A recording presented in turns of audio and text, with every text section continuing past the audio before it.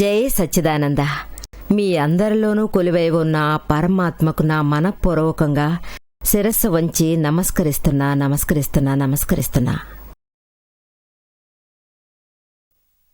గురు శిష్యుల సంబంధం గురించి ఈరోజు మనం కొంచెం వివరంగా తెలుసుకుందాం.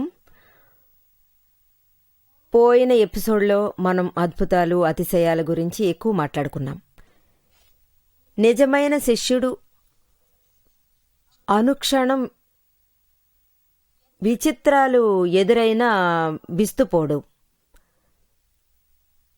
అతను సాత్విక మార్గంలో పయనిస్తాడు, ఆధ్యాత్మిక మార్గంలో నడిపిస్తాడు.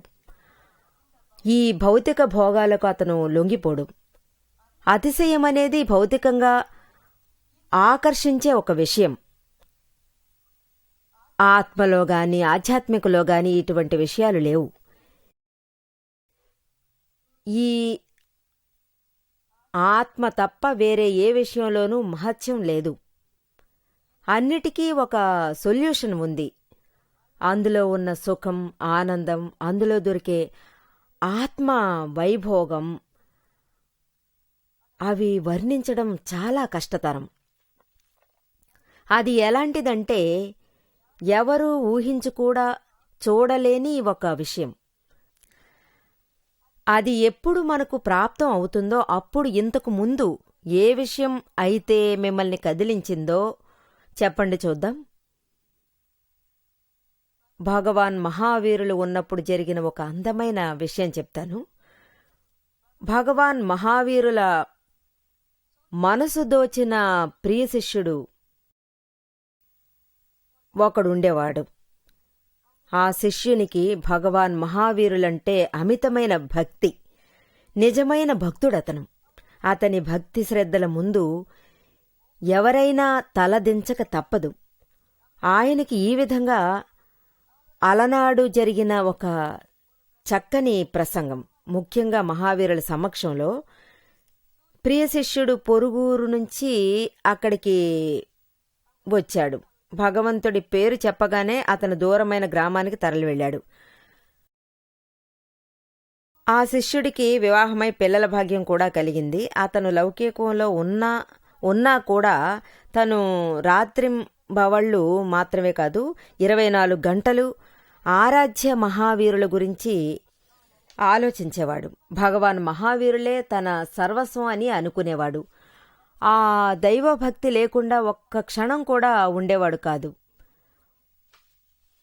ఒకసారి ఏమైందంటే భగవాన్ మహావీరుల నుంచి శిష్యుడి గ్రామానికి వెళ్ళడానికి విద్యాధర్ అనే మరో శిష్యుడు సిద్ధమయ్యాడు. అతను పయనమయ్యాడు. అతను భగవాన్ మహావీరుల దగ్గరకు వచ్చి అనుమతి కోరాడు. నేను ఫలానా గ్రామానికి వెళ్ళాలి, దానికి మీ అనుమతి కావాలి అన్నాడు. భగవంతుడు తప్పకుండా వెళ్ళి రమ్మన్నాడు. హఠాత్తుగా అతనికి ప్రియ శిష్యుడి గ్రామం గుర్తుకొచ్చింది. అందువల్ల అతను విద్యాధర్ని వెళ్ళమని, అలాగే ప్రియ శిష్యుడికి తన జ్ఞాపకం ఉందా లేదా అని అడిగి నా ఆశీస్సులు అందజేయమని అన్నారు. అలాగే స్వామి, మీ ఆజ్ఞ శిరసా వహిస్తానని విద్యాధర్ బయలుదేరాడు. వాళ్ళకి మంత్రతంత్రాలు తెలుసు. అందువల్ల గాలిలో తేలుకుంటూ దేశదశాలకు వెళ్ళొచ్చు. భగవాన్ మహావీరులు ఉన్న సమయంలో లక్షలాది విద్యలు ఉండేవి. ఆ విద్యలన్నీ ఈ రోజుల్లో లేవు.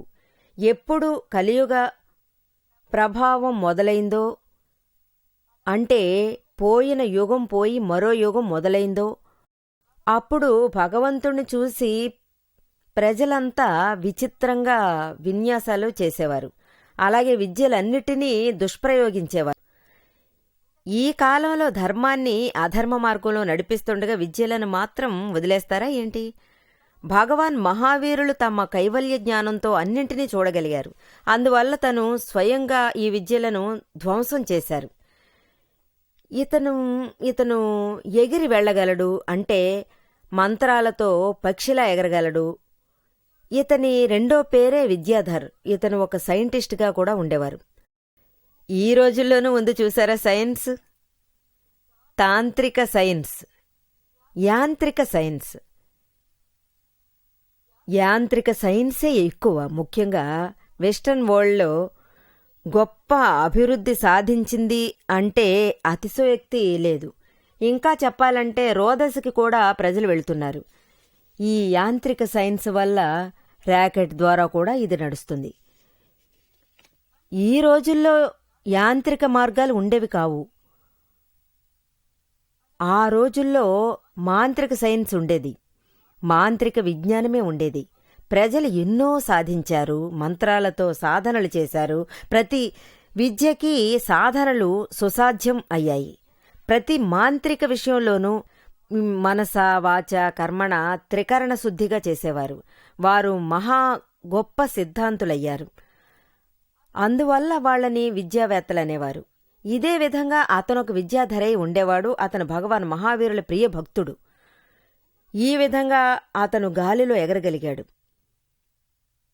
ప్రియ శిష్యుడి గ్రామంలో తన పనులన్నీ ముగించుకుని భగవంతుడు చెప్పిన విషయం, శిష్యుడి యొక్క మహాశక్తిని చూడాలి అనే జ్ఞాపకం వచ్చింది. వెంటనే అతని మనసుకొక ఆలోచన తట్టింది. ఈ స్థాయిలో భగవాన్ మహావీరుడికి భక్తులు ఉన్నారే, అతనికి లక్షలాది భక్తులున్నారు. కానీ భగవాన్ అనేవారు ఎన్నడూ భక్తుల్ని అశ్రద్ధ చేయలేదు. అతని ఎంతో నిగ్రహమూర్తులు. అతనికి ఈ రోజు తారీఖెంత, వారం ఏంటి, సమయం ఎంత, వీటన్నిటి గురించి బాగానే తెలుసు. ఎందరో భక్తులున్నారు, వారందరి గురించి ఆయనకి ఏమాత్రం జ్ఞాపకం లేదు. అటువంటి ఒక జ్ఞానిగా ఆయన ఉండేవారు. అదేలా ఆత్మ తప్ప వేరే ఏది ఆయన మనసులో ఉండేది కాదు. మరి ఆ ప్రియశిష్యుడు మాత్రం ఎలా గుర్తుంటాడు? ఇతను మాత్రం అంత గొప్ప భక్తి ఏముందని అనుకున్నారు. నేను ఇతను ఎవరో తేల్చేస్తాను. కొన్ని లక్షలాది భక్తుల్లో తనను మాత్రం ఎందుకు గుర్తుంచుకోవాలి? నిజంగా ఆ శిష్యుడి దగ్గర ఏదో ఒక విషయం ఉందనుకున్నాడు. తన దగ్గర ఏముందో మనం కనిపెట్టి తీరాలనుకున్నాడు. అందువల్ల అతను శిష్యుణ్ణి కలిసే ముందు చాలా విచిత్రంగా పరిశోధించాలని అతను నిర్ణయించుకున్నాడు. ఆ శిష్యుడి గ్రామ పొలిమేరల్లో అతను ఒక తంత్రం ప్రయోగించాడు. అతనికి ఎలాగూ అన్ని విద్యలు తెలుసు కదా, అందువల్ల ఏదో ఒకటి చేసేయొచ్చన్న ఐడియాతో ఉండేవాడు. అనుకున్నది సాధిద్దాం, ఎవరిలా మారాలనుకుంటే వారిలా మారడం క్షణికమే. ఆ శిష్యుడి గ్రామంలో అతని ధ్యానంలో భగవాన్ మహావీరుడి సభ అనేది ఏ విధంగా ఉండేదో, దర్బార్ ఏ విధంగా ఉండేదో అలాగే అతను తయారు చేశాడు. అవన్నీ భ్రమే, కల్పితమే, నిజం కాదు. ఇది మాయాజాలమే. తన విద్యతో ఒక మాయావి స్వరూపాన్ని దర్శించగలిగాడు. భగవాన్ మహావీరుని కూడా అక్కడ కూర్చోబెట్టాడు. భగవాన్ మహావీరుడు కూర్చుని నలువైపులా అలంకారాలు వగైరా చేయించాడు. దేవదేవాదులు లక్షలాది మంది అక్కడ ఉండేలా చేశాడు. ఇవన్నీ తన విద్యతో సాధ్యం చేయగలిగాడు. ప్రతి గ్రామం నుంచి ప్రజలు పరుగుల మీద వెళ్లి చేరుకున్నారు. భగవాన్ మహావీరుడి దర్శనార్థం అందరూ తరలి వెళ్లారు. కాని ఆ శిష్యుడు మాత్రం ఇంటి నుంచి బయటికి రాలేదు. తన ఇంటికి ఇరుగు పొరుగు వారంతా వచ్చి తనను అడిగారు, ఏమ్మా, మేమందరం భగవాన్ మహావీరుడి దర్శనం కోసం వెళుతున్నాము. తమరు భగవాన్ మహావీరుల వారి ప్రియశిష్యులు కదా, మీరెందుకు భగవంతుని దర్శించుకోకుండా ఇంటి పట్టున కూర్చున్నారు? భగవంతుని దర్శించుకోకుండా ఎలా ఉండగలుగుతున్నారు? కాని తన మనసు ఏమాత్రం చెలించలేదు. వారు నన్ను కదలవద్దని శాసించారు. మనసారా నాకేమాత్రం వెళ్లాలనిపించలేదు. ఆ తర్వాత విద్యాధర్ రకరకాల అవతారాలెత్తాడు. అతను బ్రహ్మావతారం ఎత్తాడు. ఆ శిష్యులు ఇంటికొచ్చారు. కాని ఆ శిష్యుడు ఏమాత్రం రెస్పాన్స్ ఇవ్వలేదు. ఆ తర్వాత మహేశ్వరుని రూపం దాల్చాడు. అప్పుడు ఏ వ్యత్యాసం కనిపించలేదు. ఆ తర్వాత విష్ణు స్వరూపం ఎత్తాడు. రకరకాల దేవదేవాదుల వేషధారణలో వచ్చాడు. కాని ఈ శిష్యుడు మాత్రం 1% కూడా మనసు మార్చుకోలేదు. భగవాన్ మహావీరుడు వచ్చాడు, భగవాన్ మహావీరుడు వచ్చాడు, సూలీసా రా రా అని పిలిచారు. విద్యాధర్ కూడా పిలిచాడు, కానీ తను మాత్రం కదల్లేదు. అప్పుడే విద్యాధర్ ఎందుకు తనెలా ఉంది, ఏంటి విషయం అని ఆలోచించసాగాడు. వచ్చానని చెప్పినప్పటికీ కూడా రాలేదే. అతను భరించలేకపోయాడు. తిన్నగా వెళ్ళి తన దగ్గరే అడిగాడు, ఏమైంది నీకు? భగవాన్ మహావీరులు వచ్చారు, మీరెందుకు దర్శించుకోలేదని అడిగాడు. మీరు వారి భక్తురాలు కదా. అప్పుడు సూలీస అంది, ఇలా చూడండి, నిజంగానే భగవంతుడు ఇక్కడికి వచ్చుంటే, నా గ్రామానికి స్వయంగా ఆయన వచ్చుంటే, నా నరాలన్నీ అణువణువు స్వరమై పాడేది ఆడేది. కాని ఇప్పుడున్న నరాల్లో ఏమాత్రం చలనం లేదు. నా మనసులోంచి భగవంతుని కోసం, అంటే ఈ భగవంతుడు కూర్చున్నాడన్న భావన ఏమాత్రం నన్ను ఆకర్షించలేదే, నా మనసు చెలించలేదే. నా మనసు ఇతను నిజమైన భగవంతుడు కాదని, ఎవరో మాయలవాడి మాంత్రిక తాంత్రిక విద్యలని నా మనసు తెలియజేసింది. నా భగవంతుడు నా గ్రామానికి వస్తున్నాడంటే, నేను ఇక్కడున్నా అక్కడున్నా నా మనసు అక్కడికి లాక్కుపోతుంది. తక్షణమే నేనక్కడ ప్రత్యక్షం అవుతాను. కాని ఈరోజు నాలో ఏమాత్రం చలనం కలగలేదు. కాబట్టి ఇతను నా భగవంతుడు అయ్యే అవకాశం లేదంది. ఖచ్చితంగా నేనక్కడికి వెళ్లను అంది. అప్పుడు వెంటనే విద్యాధర్ మనసులో సూలిస ఎంత ధన్యురాలని తలచి నమస్కారం చేసుకుని తన నిజస్వరూపాన్ని అక్కడ బయటపెట్టాడు. ఆ రూపంతో తన కాళ్ల మీద పడి ఆ పైన మాట్లాడసాగాడు. భగవంతుడి నుంచి వర్తమానం తీసుకొచ్చిన నా పేరు హంపట్ విద్యాధర్ అన్నాడు. ఈ మాయోపాయాలన్నీ నా పని తనవే, నిజమైన భగవాన్ మహావీరుని కాదు. భగవాన్ మహావీరుడు మిమ్మల్ని తలుచుకున్నారు, మీకు ఆయన ఆశీస్సులు అందజేయమన్నారు. నేను వచ్చి వార్త మాత్రమే మోసుకొచ్చాను. కానీ నాకెందుకో సడన్గా అనుమానం వచ్చింది. జీవితంలో ఏ స్థాయిలో ఉంటే భగవంతుడే గుర్తుపెట్టుకోగలడు? ఎంత గొప్ప మనిషి ఏ వ్యక్తిగత విషయం కోసం దీన్ని గుర్తుపెట్టుకుని ఆయన సూలిసను గుర్తుపెట్టుకున్నాడంటే ఎంత గొప్ప విషయం. తనను శోధించడానికే నేనిక్కడికి వచ్చాను. కాని భగవంతుడు చెప్పిన విషయం అక్షరాల 100% నిజమే. మీరొక మహాజ్ఞాని, మళ్లీ మళ్లీ నమస్కరిస్తున్నాను అన్నాడు. నేను మీకు వ్యతిరేక చర్యలు ఎన్ని చేసున్నా వాటిని క్షమించమని కోరుకుంటున్నాను. పరిహారం నేను చేసేస్తాను అన్నాడు. ఇలా చెప్పి తన స్వగ్రామానికి వెళ్ళిపోయాడు. మీరు చూశారుగా, ఇప్పుడు తెలిసిందిగా ఎవరు నిజమైన భక్తులని. తన మనసులో ఉన్న భగవంతుణ్ణి నిజంగా దాచుకున్నారో వారికి తమ భగవంతుడు తప్ప ఎవరూ కనిపించరు. అప్పటికీ ఎవరైనా కుట్ర కుతంత్రాలు చేసినా వెంటనే వాళ్లకు అది తెలిసిపోతుంది. ఇతను నా సద్గురువు కాదు, అతని గురించి నాకు బాగా తెలుసు, నా సద్గురువు ఇతను కాదని తెలిసిపోతుంది. ఇది అర్థం చేసుకోవడం చాలా అవసరం. వీళ్లనంతా వాళ్ళు సద్గురువుని తప్ప ఏ వస్తువైనా, ఏ కార్యమైనా, ఏ రకమైనా కొంచెం కూడా కదిలించుకోలేరు. వారెప్పుడు గురువుతో ఉంటారని చెప్పారు. వీళ్లంతా వచ్చి అతిశయాలకు ఆశ్చర్యపోరు. నిజమైన భక్తులు ఇలాంటి ఆశ్చర్యాలకు లొంగిపోరు. నిజమైన సద్గురువు ఇలాంటి అతిశయోక్తులను కోరుకోరు, జోక్యం చేసుకోరు. వారు ఇటువంటి కార్యాలు అసలు తలదూర్చరు. ఆశ్చర్యాలు ఒకరు చేసేవి కావు, అవి స్వయంగా పుట్టుకొచ్చేవి.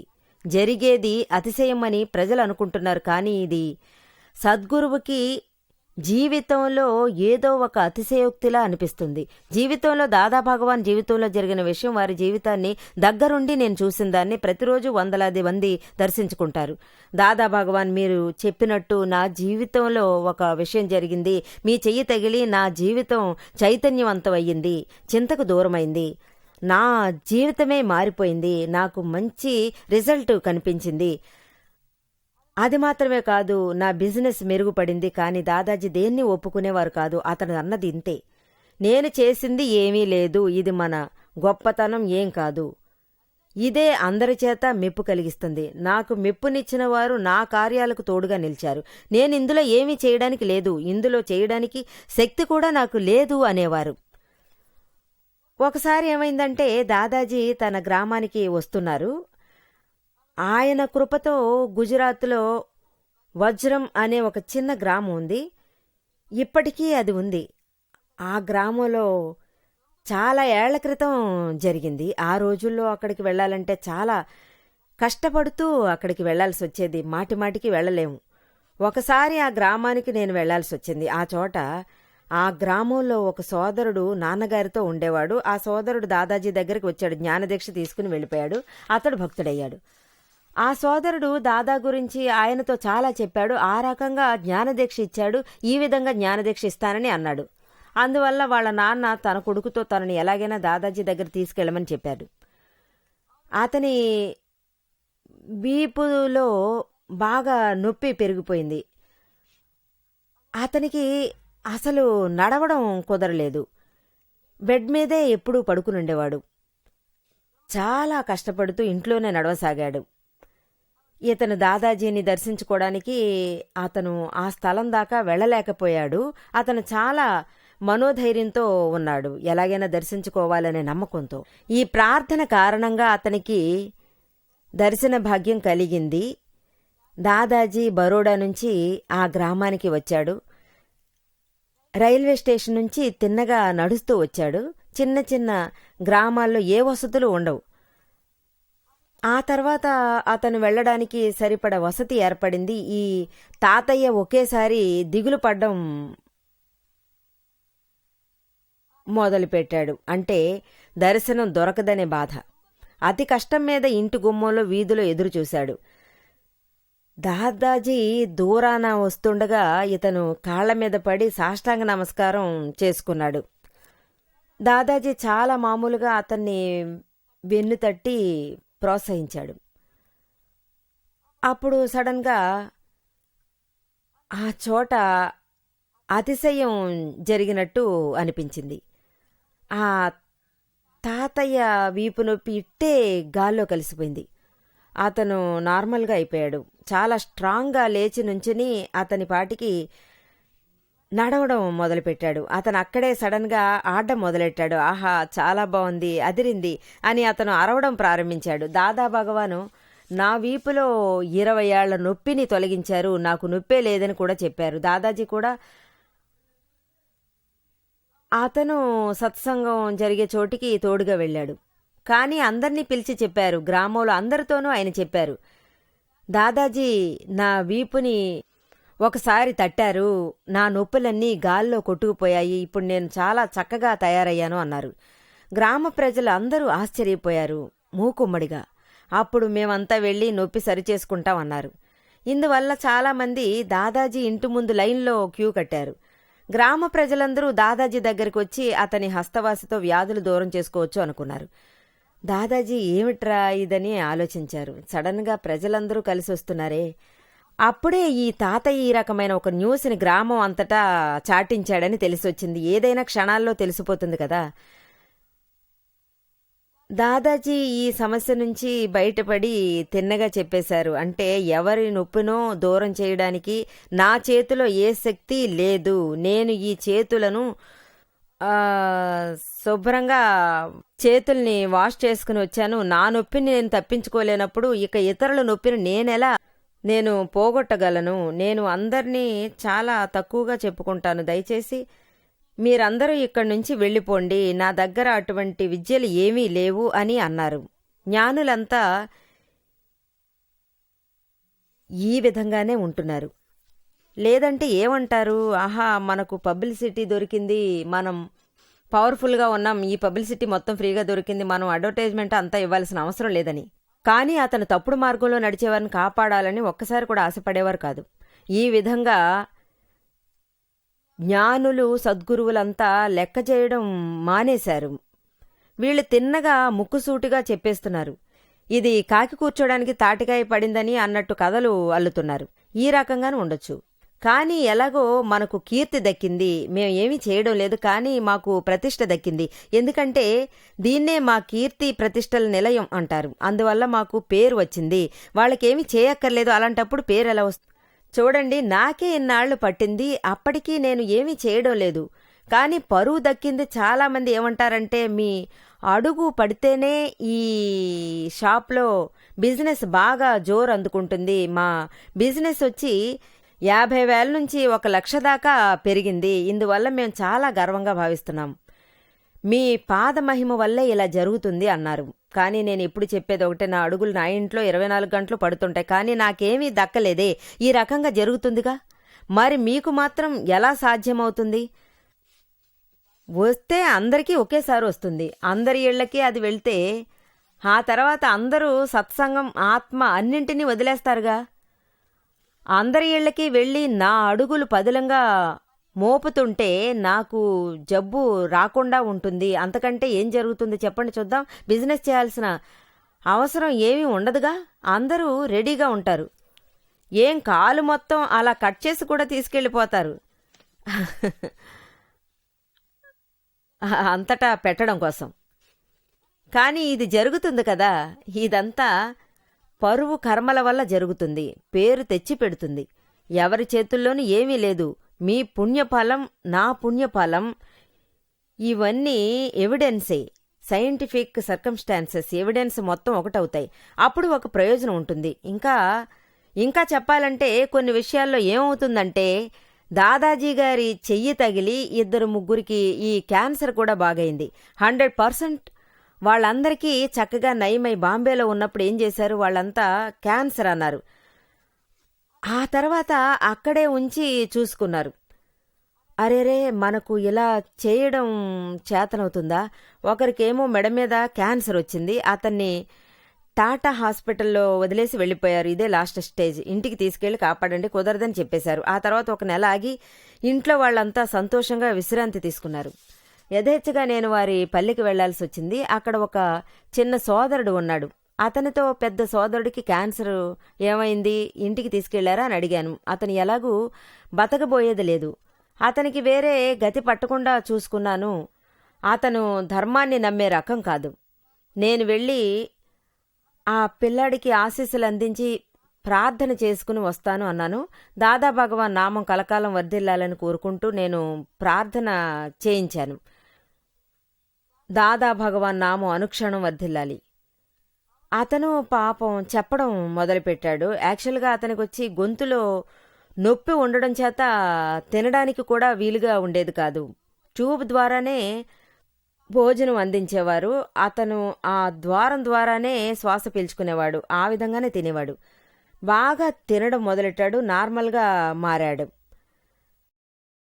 అతనికి క్యాన్సర్ లేదని అందరితోనే చెప్పాడు. అతనికి క్యాన్సర్ లేదంటే ఏ వ్యాధి లేనట్టే అర్థం. నాకే ఆశ్చర్యం వేసింది, ఎలా ఇది జరిగింది, నా వల్లేం కాదు, నేను ఏది లేదనేదాన్ని, నాకు ఏ శక్తి లేదు. ఆ తర్వాత అతను వచ్చి ఒక 15 ఏళ్లు నార్మల్గా బతికి ఆ తర్వాత చనిపోయాడు. మన చేతుల్లో ఏమీ లేదు, ఇదంతా పాపకర్మ ఫలితమే, ఇది ఆశ్చర్యకరంగా ఏమీ జరగలేదు. జై సచ్చిదానంద.